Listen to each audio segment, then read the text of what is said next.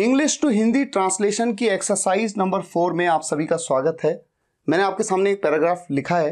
ये पैराग्राफ मैंने rain and Martin की बुक से लिया है, लेकिन इसी तरह के पैराग्राफ्स इंग्लिश न्यूज़पेपर में आते हैं और आप समझ नहीं पाते, क्योंकि कई बार बहुत से डिफिकल्ट वर्ड्स होते हैं जिनका यूज करना आपको नहीं आता, या फिर कुछ सेंटेंसेस को थोड़ा सा अलग बनाया जाता है, कुछ एडवांस तरीके से बनाया जाता है और आप कंफ्यूज हो जाते हैं। तो आइए आज के इस वीडियो में कुछ नई चीजों को भी आप सीखेंगे। सबसे पहले देख लेते हैं कि पैराग्राफ क्या है आपके सामने। It's difficult to believe that any man can be so spiritually dead as to have no love for his native country after travelling in foreign lands.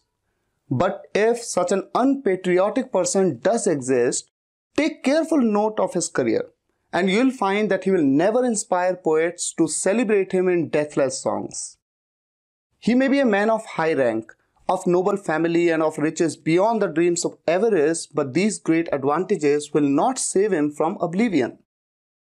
In spite of them all, he will win no fame during his lifetime, and when he dies, he will die in a double sense.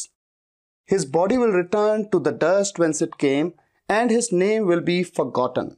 None will weep for him, none will honor him, and no poet will keep his name alive in immortal poetry.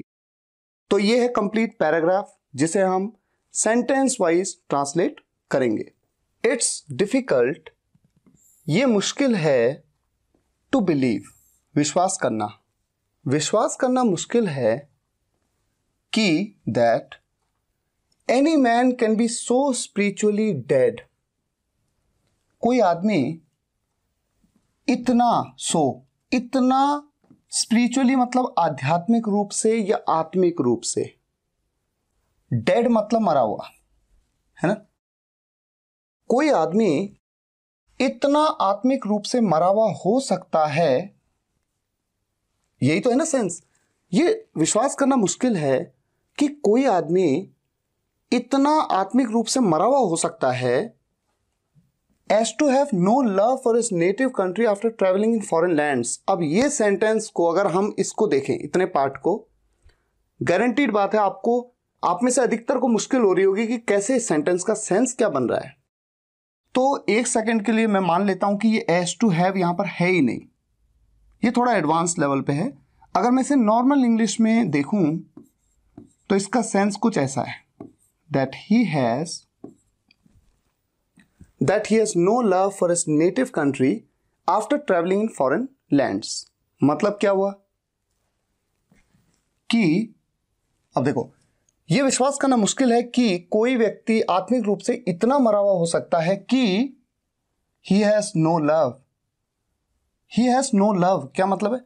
उसके पास प्यार नहीं है, यानी उसके अंदर प्यार नहीं है। has का यूज तभी करते हैं ना, दिस एल्मीरा हैज क्लोथ्स, इस एल्मीरा के अंदर क्या है? कपड़े हैं। तो ही हैज नो लव, उसके अंदर प्यार नहीं है। किस चीज के लिए? फॉर हिज नेटिव कंट्री, अपने नेटिव देश के लिए। नेटिव मतलब जहां उसका जन्म हुआ या जहां का वो निवासी है, ठीक है। आप इंग्लैंड चले जाइए, अमेरिका चले जाइए, आप इंडियन हैं, आपको हमेशा अपने देश से प्यार करना चाहिए क्योंकि ये आपकी नेटिव कंट्री है। आफ्टर ट्रैवल करने के बाद इन फॉरेन लैंड्स, यानी वो व्यक्ति, जिस व्यक्ति की बात करेंगे, ऐसे भी व्यक्ति हैं जो आत्मिक रूप से इतने मरे हुए हो सकते हैं, जो फॉरेन लैंड्स में ट्रैवल करने के बाद जिनके अंदर अपने देश के लिए कोई प्रेम नहीं है। यह है इस पूरे सेंटेंस का मतलब। अब ये जो advance formation as to have use किया गया है, थोड़ा सा एक आइडिया आपको देता हूं, एग्जाम्पल लेता हूं एक। आप देखिए, he doesn't know that he has a pen in his pocket। इस सेंटेंस का मतलब क्या है? he doesn't know, वो नहीं जानता कि उसके पास एक पेन है। he has a pen in his pocket, उसके पास अपनी जेब में एक पेन है, ये बात वो नहीं जानता। इस सेंटेंस में that he has को मैं as to have कह देता हूं। ये एडवांस इंग्लिश है, एडवांस लेवल का फॉर्मेशन है। that he has, इसकी जगह पे मैं कह देता हूं as टू हैव। अब देखिए एडवांस लेवल में बन गया sentence. He doesn't know as to have a pen in his pocket. देखिए कितना इंटरेस्टिंग है। तो एज टू हैव एक एडवांस फॉर्मेशन है। अच्छा मान लीजिए यहां पर डज नहीं होता बल्कि होता डिड,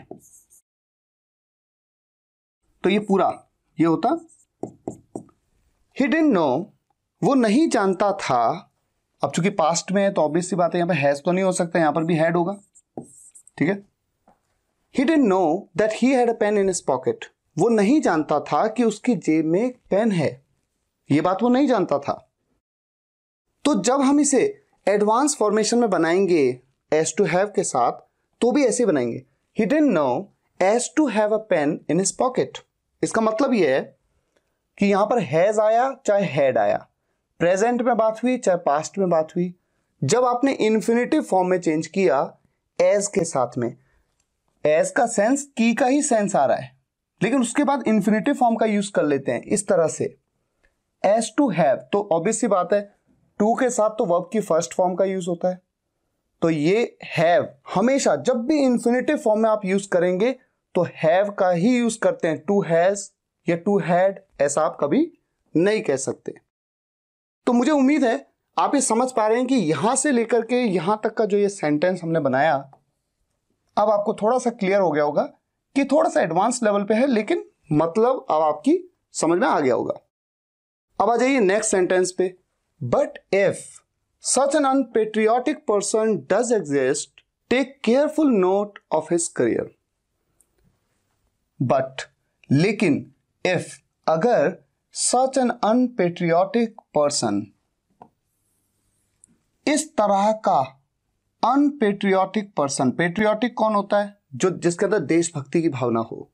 अनपेट्रियोटिक मतलब जिसके अंदर देशभक्ति की भावना ना हो।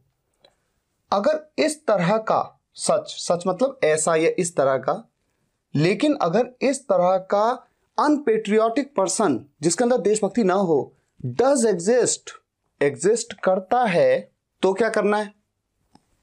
Take careful note of his career. Take careful note यानी ध्यान दो उसके करियर पे। देखिए ये एक एडवांस फॉर्मेशन है थोड़ा सा, take careful note of his career. बोलने में ऐसे बोल सकते हैं, pay attention to his career. इसको हटाकर pay attention to his career यानी ध्यान दो उसके करियर पे, क्योंकि आगे कुछ बताया गया है। अच्छा एक बात और आगे बढ़ने से पहले, यहां पर इफ आया, यहां पर मैं चाहूं टेक से पहले देन का यूज कर सकता हूं, एक बात तो ये। दूसरी बात, एग्जिस्ट करता है, बात प्रेजेंट इंडेफिनिट टेंस के अफर्मेटिव सेंटेंस में हो रही है। मैं डज एग्जिस्ट कह सकता हूं। वैसे तो नॉर्मली अगर आप सेंटेंस को बनाएंगे बेसिक लेवल पे, जैसे आप इंग्लिश सीख रहे हैं, आप कहेंगे exists. But if such an unpatriotic person, क्योंकि एक व्यक्ति की बात है, सिंगुलर है, थर्ड पर्सन सिंगुलर, तो एग्जिस्ट के साथ एस लगाएंगे। लेकिन यहां पर डज एग्जिस्ट, डज या डू का यूज थोड़ा एम्फेसाइज करने के लिए ऐसे सेंटेंसेस में किया जाता है। ये बात ऑलरेडी एक वीडियो में बताई है मैंने आपको। जैसे ही गोज की जगह पे he does go. He goes मतलब वो जाता है, ही डज गो वो जाता है, थोड़ा सा जोर दिया है। तो यहां पर कहा है कि अगर ऐसा कोई व्यक्ति होता है, क्योंकि बहुत चौंकाने वाली बात है, एंड यू विल फाइंड, और आप पाएंगे, दैट कि ही विल नेवर इंस्पायर, वो कभी इंस्पायर नहीं करेगा, वो कभी इंस्पायर नहीं करेगा। किसे? पोएट्स को, जो पोम्स लिखते हैं, है ना, पोएट्स को वो कभी इंस्पायर नहीं करेगा। टू सेलिब्रेट हिम, उसे सेलिब्रेट करने के लिए, कि पोएट्स उसे सेलिब्रेट करें। कहां पर? इन डेथलेस सॉन्ग्स, डेथलेस सॉन्ग्स में। डेथलेस का क्या मतलब निकल रहा है? इस वर्ड के बारे में जरा सोचो। इसकी जगह पे मैं क्या क्या लिख सकता हूं? पहले मैं जरा ये मिटा देता हूं। ये देखिए, डेथलेस की जगह पर मैं क्या लिख सकता हूं? कौन कौन से वर्ड मैं यूज कर सकता हूं? डेथलेस का मतलब क्या है? अमर। अगर इसके लिए मैं कुछ और इंग्लिश के वर्ड, यहां पर डेथलेस की जगह कोई और वर्ड हो सकता तो क्या होता? इमोर्टल, अनडाइंग, फेडलेस भी कह सकते हैं,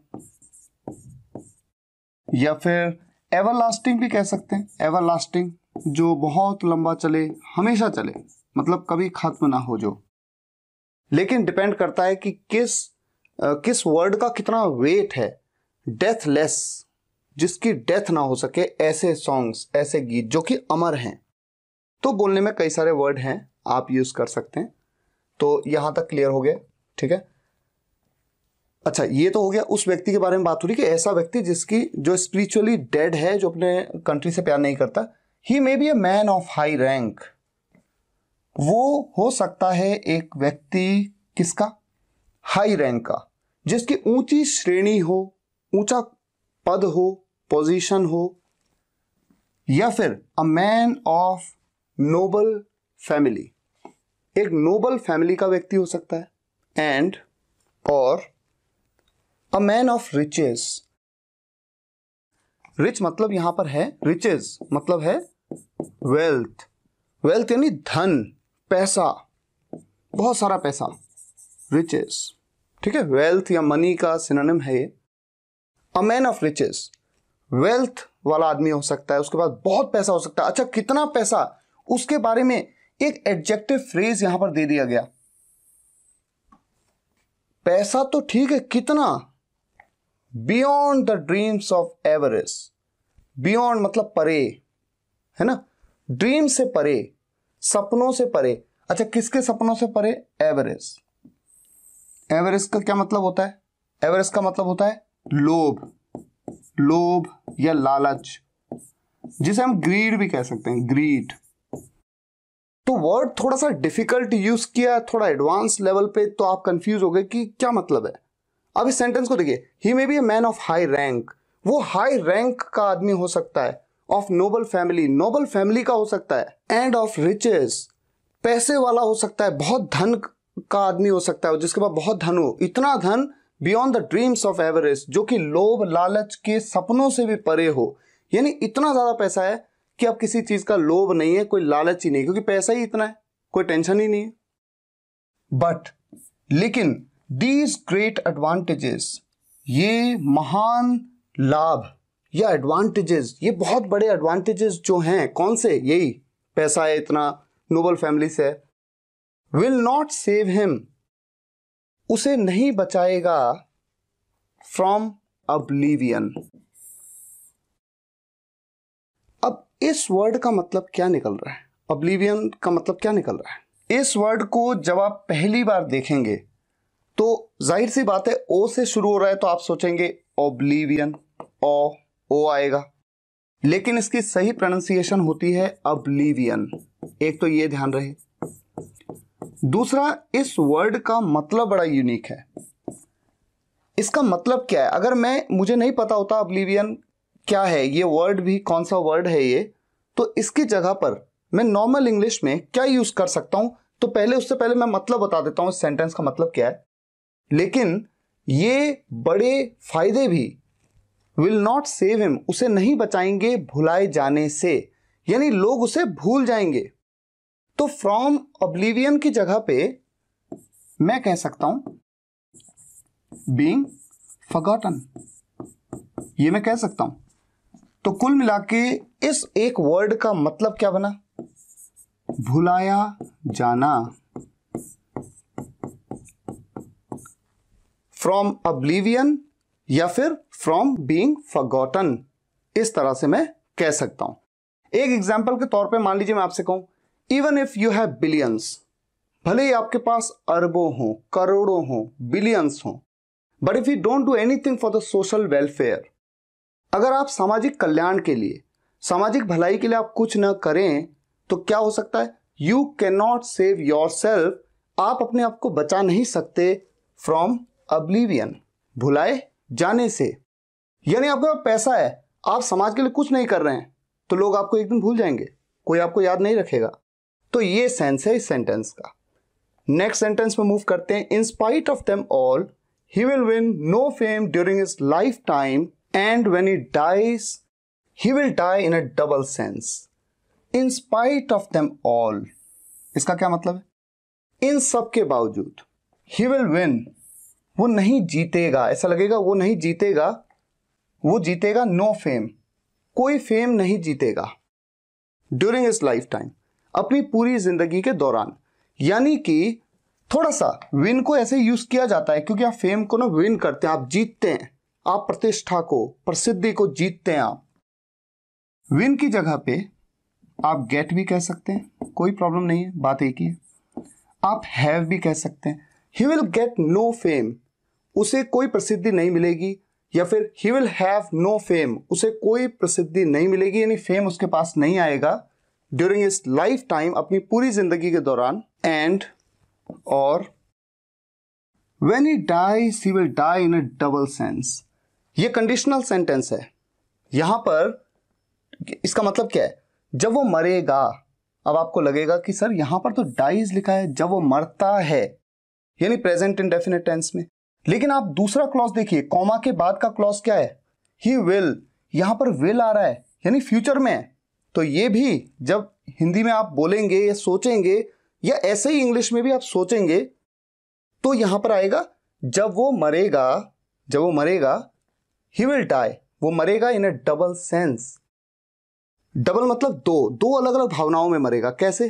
अब देखिए आगे क्या बताया, his body will return to the dust. उसकी बॉडी, उसका शरीर रिटर्न हो जाएगा, वापस चला जाएगा कहां? डस्ट में। डस्ट का क्या मतलब होता है? धूल, यानी मिट्टी में मिल जाएगा। Veins it came. वेंस का क्या मतलब है? वेंस का मतलब है जहां से। मैं चाहूं तो यहां पर मैं कह सकता था फ्रॉम वेयर, जहां से के लिए फ्रॉम वेयर कहते हैं ना, फ्रॉम वेयर इट केम, जहां से ये आया। तो जहां से बॉडी आई वही मिल जाएगी, मिट्टी से शुरू हुई, मिट्टी में खत्म हो जाएगी। एंड और his name will be forgotten, उसके नाम को भुला दिया जाएगा। विल बी, उसके बाद वर्ब की थर्ड फॉर्म पैसिव फॉर्मेशन है, उसके नाम को भुला दिया जाएगा। किसके द्वारा? लोगों के द्वारा। तो द्वारा के बारे में नहीं बताया, इसलिए बाय के बाद कुछ नहीं यूज कर रहे हैं, पैसिव फॉर्मेशन है। अब हमारा लास्ट सेंटेंस है, none will weep for him, कोई उसके लिए नहीं रोएगा। नन विल ऑनर हिम, कोई उसका सम्मान नहीं करेगा। मैं सबको यहां से हटा देता हूं। एंड और नो पोएट विल कीप, कोई भी पोएट नहीं रखेगा हिज नेम, उसके नाम को, अलाइव, जीवित, इन इमोर्टल पोएट्री, अमर कविताओं में या अमर गीतों में उसके नाम को जीवित नहीं रखेगा कोई भी पोएट। तो उम्मीद है आपको ये पैराग्राफ पूरा समझ में आ गया है। और इस वीडियो के कमेंट्स में आप बताइएगा कौन कौन से इंटरेस्टिंग वर्ड आपको लगे। जैसे मैं समझता हूं कि अगर देखें कि आपने क्या गेन किया, एक तो ये फॉर्मेशन हो सकता है आपको पहले से नहीं पता था, या फिर ये अनपेट्रियोटिक, ये वर्ड शायद आपको ना पता रहा हो, है ना। और इसके अलावा अगर मैं कहूँ डेथलेस, इसके सिनोनिम्स आपको पता लगे। एवरेस्ट, ये बड़ा इंटरेस्टिंग वर्ड है। और अब्लिवियन, ये आपको पता लगा। इसके अलावा ये देखिए वेंस, ये आपको पता लगा। उम्मीद है आज की इस वीडियो से आपने कुछ नए वर्ड्स और सेंटेंसेस को बनाने के तरीकों को सीखा है।